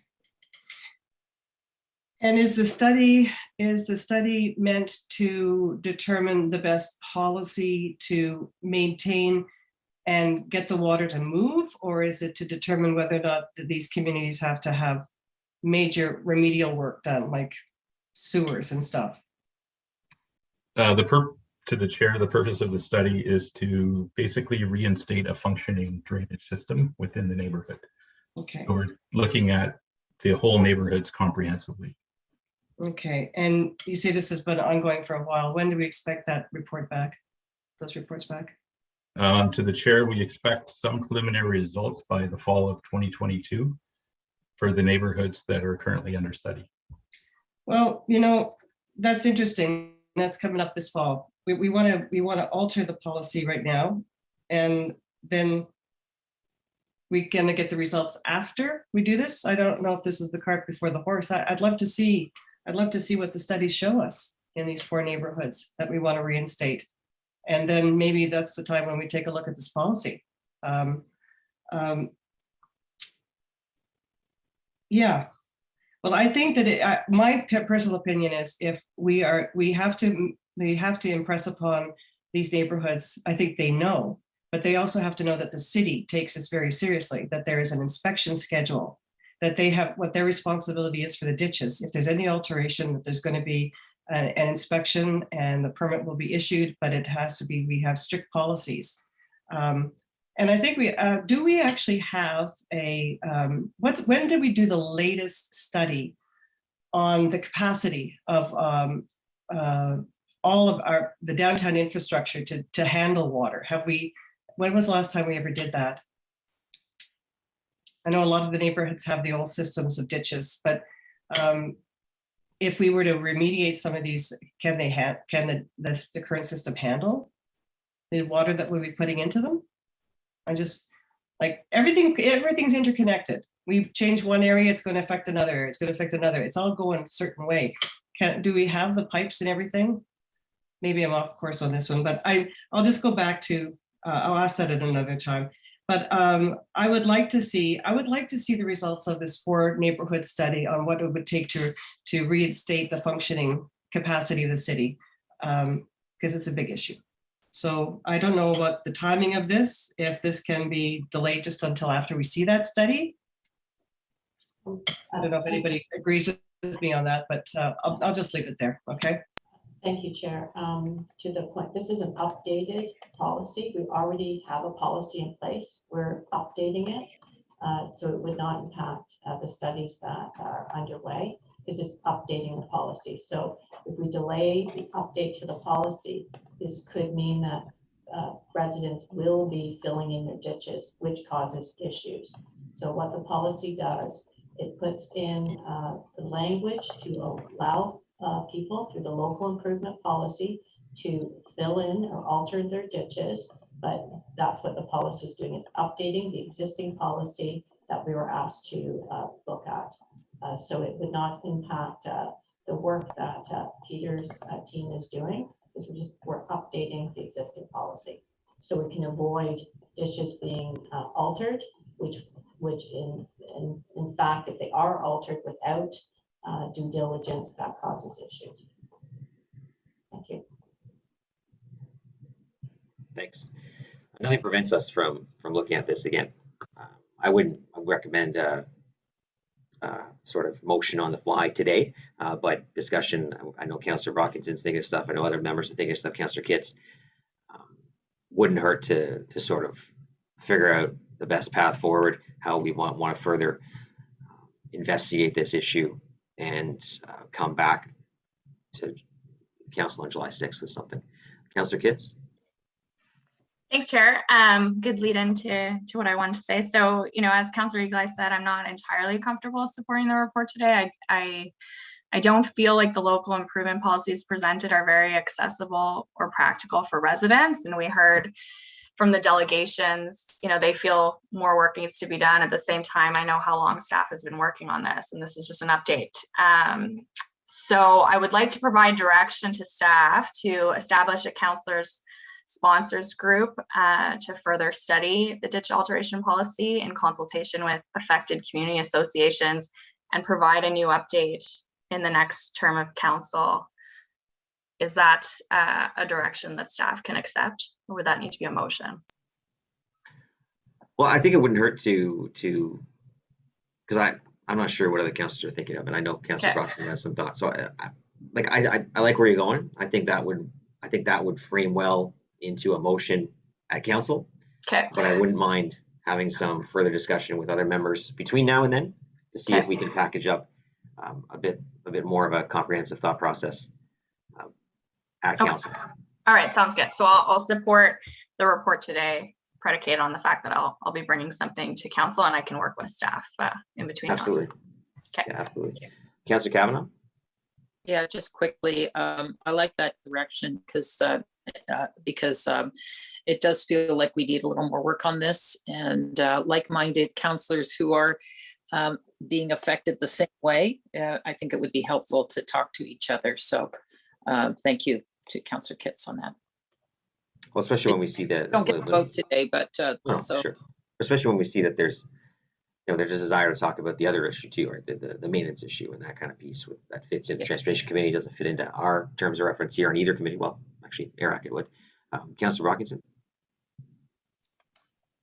Thanks, Chair, and thanks, Councillor Kitts, for getting us moving, I think, in the right direction. My suggestion today, Chair, procedurally, is that the committee defer the matter before us straight to council. It means the committee will not take a position one way or another in the matter, and it will give us some time, colleagues, to think about what we want to do at council. I only saw the delegates' presentations late last night. I really did not have time to come with a motion, but similar to Councillor Egley, I'm just not sure where I am yet.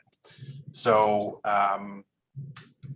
I would like to move that we defer the staff recommendation straight to council at the July 6th meeting. Well, we'd refer it with a non-decision. You'd be referring it to the council without making a decision. Ultimately, I will say this: whether we approve this today or whether we don't approve it today or we punch it to council, it doesn't change a whole lot. It doesn't change a whole lot in terms of what the folks from Carleton Heights were saying. They're asking for more consideration. They're asking for something that's not here currently. Again, we can approve this. Nothing stops us from looking at things further. It doesn't end here. It's a policy that exists, and we're simply updating it. But that's Caitlin. Did you have something you wanted to jump in on because you came on?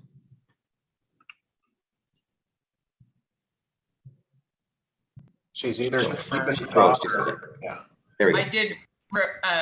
My comment was only what you said already, which was that it would be referred to council without recommendation if that is indeed. Chair, that would be my preference for today.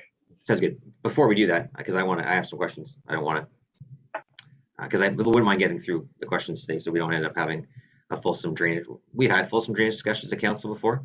They don't always go well. So since we're here to talk about drainage in this setting, we'll just continue doing that. So just from the report, from the evaluations of other, obviously at the city and prior to amalgamation, we had multiple municipalities with multiple viewpoints on ditch alteration. Some allowed it, some didn't. We, I believe, did a scope. We looked at other municipalities as to what they do. What were some of the findings through that part of it? Thank you, Chair. Kevin? Third-party review by municipalities. Yeah. So Councillor Moffat, sorry, could you repeat the last part? Just in for what we did pre-amalgamation to where we are today? No, I'll just use that as a just prefacing my question by saying we know that the municipalities had different policies prior to amalgamation. I assume it's the same today. So curious as to what our review brought forward in terms of what other municipalities do on this exact same issue. Part of our review process with our working group is we had hired a consultant to do a municipal review, And there were several sections in one of our technical memos where they pulled how they also handle, if you will, ditch alteration. Very similar to the City of Ottawa. I think we actually got a compliment saying we're a bit of a lead on this as far as going to this level of review that we've undertaken here in the City of Ottawa. But the majority of them are following very similar process in that at the time, and this is something hearing all the questions today, is when we approve at the time that that development went in, that was the service level that was provided as part of that subdivision. As if it today was a new rural estate subdivision, ditching was the design component that was, reviewed and put into place, and it has all the requirements that we need as far as, how to manage water, but not just water, but water quality and water quantity. So that's something, there's been a lot of comments today about standing water and what have you. Sometimes that's actually part of the design of the system is to retain that water system. However, I don't want to digress. So the other municipalities also have said, if somebody is looking to alter that design, then it's imperative that you look at it from a subdivision or stormwater management review of the community, because that's how the original community was designed. As you had said before, if you start making modifications to one or two ditches, ultimately it can have a big impact on the system. So I think the consistent messages we have been hearing is you have to look at it as a system approach, that if you're moving away from ditches to another type of alternative, you have to look at the system. If you don't, you're putting the city at risk, whether it be a flooding issue, whether it be a drainage issue, whether it be a ponding issue. So that was a consistent municipal review that we did come back in the consultant's review, and those technical memos are available if somebody wants to, if you'd like to review them. I believe they're part of the report, Charmaine, is that correct? Yes. Does that answer your question? No, for sure. I just furthering the conversation. So from a cost perspective, in terms of cost recovery as to who pays for what, did you find differences in that scope? Again, if I look at pre-amalgamation Rideau Township, if you wanted to fill in your ditch in Rideau Township prior to amalgamation, there was a process. You paid for it, but there was inspections. There was a pre-inspection, a during construction inspection, a post-inspection. It might run you between $3,000 and $5,000 at that time, but that's the whole cost of putting in the culvert, the catch basin, the swales, make sure there's no other impacts. Again, we've talked about why that in isolation might be okay, but as you connect them all together, it's a problem. But did you have a similar situation have we seen other municipalities that maybe offered the opportunity for that to happen, but again, because it's your ditch and it's your private culvert, that it's on you? Again, I think the consistent messaging was there is a subject point of risk if municipalities get into trying to allow one person to do something into those costs that you'd indicated. That sounds to me a very local type cost to a homeowner to fill in the pipe. I think where the municipality has received the recommendations and should be consistent is you have to look at the network. You look at the network, that engineering review is where all the costs come in. And I think traditionally that's where a lot of the local residents aren't willing to take that on. I don't want to throw a term out there. Peter might know more of what a stormwater management review might cost the city, but that's where I think the difference was. Some municipalities may have accepted the risk to say we will allow, an infinite one lot review with a very low cost item, but that risk is obviously over a number of lots happening. It becomes a larger risk to the city. So the city's taking the position that if you want to do any type of review, moving away from a ditch system, you have to look at it from a network approach, which is going to trigger a larger consultant review study that the city has to be able to review and even accept or not accept. Yeah, and I get because the local improvement is almost the antithesis of the Drainage Act, for instance. In a Drainage Act scenario, you have an area requiring drainage. So the folks that are the hardest hit by poor drainage are actually the ones that drive the ship when it comes to the Drainage Act process. That catchment area might be quite large, and the folks outside of the area requiring drainage might be far greater than the folks actually requiring drainage. But they're the ones that actually are able to dictate the process, and they end up carrying most of the cost. But the point is, they don't need a majority. A local improvement requires a majority. And the folks on high ground generally don't care where their water goes. And if their water all gets away, if you have a subdivision of 20 or 30 residents and the water all pools around 3 properties, you're never going to get a local improvement through because you have to get 66%. And if 66% of the folks don't have drainage issues because their water all gets away, I mean, not to be offensive, but they don't really care where the water goes as long as it gets away from their property. It's a situation where we have landfills. You put your garbage in a laneway, it disappears. Nobody really cares where it goes, even though it's in someone else's backyard in a landfill. So it's that same challenge, and that's why the local improvement process sometimes doesn't work, because you can't get the 66% buy-in into that process. But I'm just explaining challenges essentially at this point. But so we've spent a lot of time talking about subdivisions and in developed areas, but the one-offs, like for instance, where I live, I don't have someone near me for half a kilometer. If I filled my ditch in, am I really impacting anyone? There's a lot of folks like that in the rural area who want to fill their ditch, and again, properly with a swale and a full culvert and a catch basin to catch the road. Because the key thing for the city is to make sure that we have road drainage. That's why the ditches are there. The ditches aren't there for private property runoff; they're there for road runoff. So in a case like that, did we look at any mechanism to provide a one-off in the case where there's no one around? Or can you not do that because you're worried about there potentially being someone around in the future? I would say that based on the review that we've done, Chair, through consultants review, is we've treated everyone consistently. So from an engineering perspective, we've been very consistent that it has to be a network review.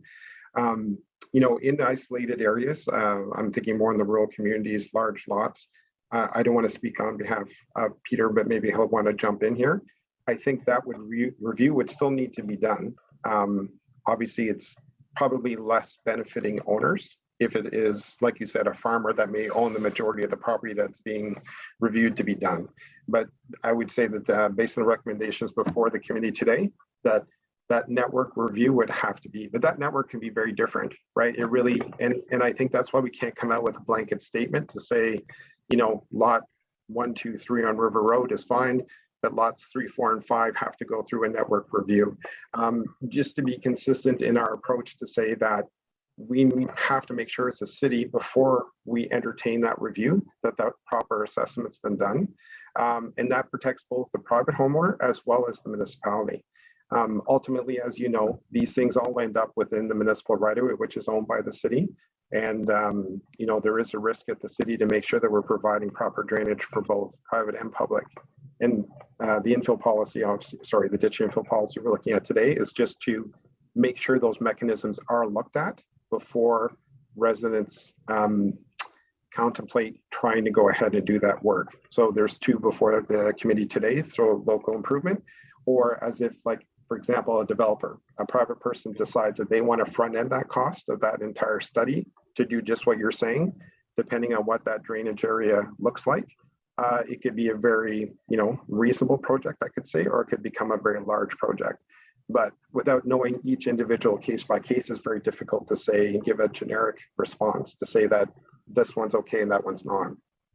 So you deal with a lot of development review applications, because I know that you often deal with the post-development drainage concerns. We have, I know, off of First Line Road, there's state lot developments in there as a part of Banasik, but they're all, half of it was supposed to be open ditches, but the community came together and pushed the developer for closed ditches. Now, that's brand new.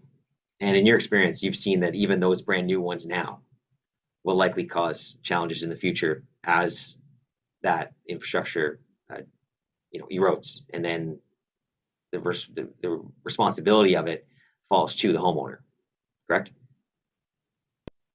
That's correct. So, and I heard this asked, excuse me, a little bit earlier today, Chair, that if somebody puts in a private approach, which is the driveway access to their property, it's a legal private approach, sized the right way, there is a culvert being required to be installed as part of that private approach.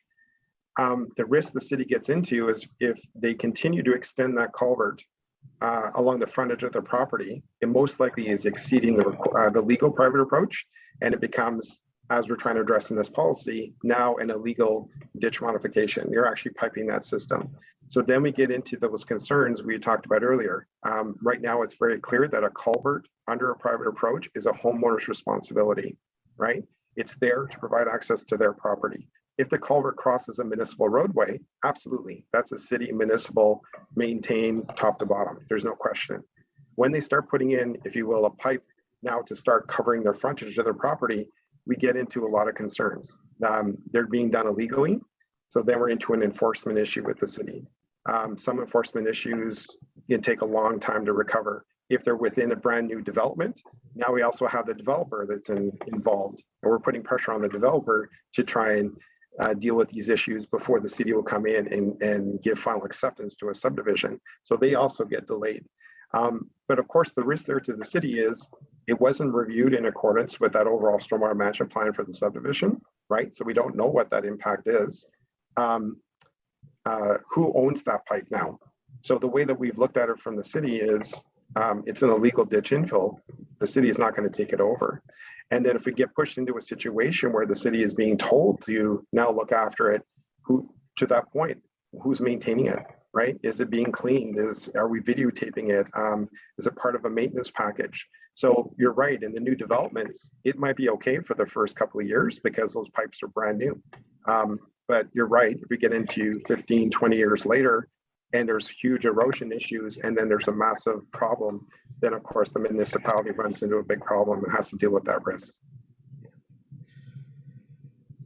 Okay, thanks. I only asked those questions just to, because I think it helps show the complexity of the situation. I mean, we didn't even touch on common law drainage, which doesn't involve the city whatsoever, and it's just between two private property owners.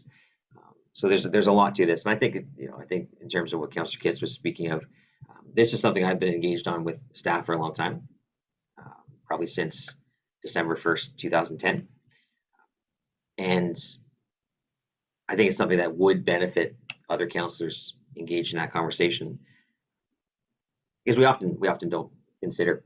I think myself, I'm a rural councillor, I don't often consider Councillor Brockington or Councillor Aguilar's situation that they have subdivisions or developments that are almost identical to ones that I would have in the rural area. We often drive those lines, urban, suburban, rural. We don't realize how much cross pollination there is between wards and impacts. The Glens could easily be North Core, to be fair. It's no, you're right, North Core is better. So we will I'll take Councillor Brockington's suggestion. No issue for me to pass this on to council without making a decision today, knowing that we might want to have something come forward to provide a bit more direction before we do so, so that we can continue this conversation on. I don't think staff have any concern with that. On the bright side, I won't be here next term to bug you about drainage anymore. Quentin, Brendan, Kevin. Thanks to that. So on referral then. Carried.